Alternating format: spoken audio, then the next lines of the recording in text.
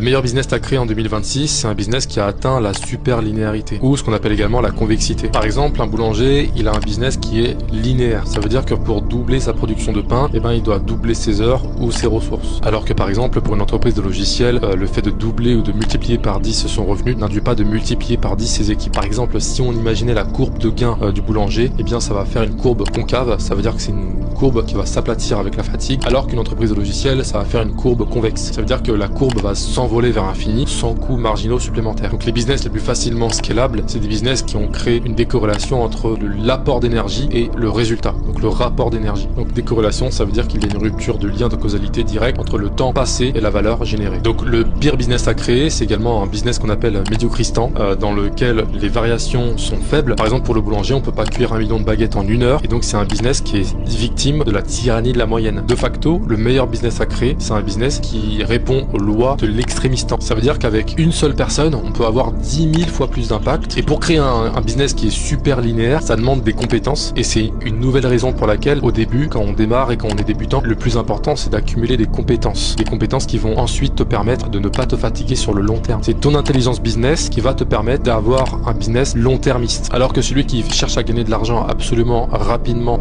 dans l'immédiat, c'est quelqu'un qui va être obligé de créer un business qui va le fatiguer sur le long terme.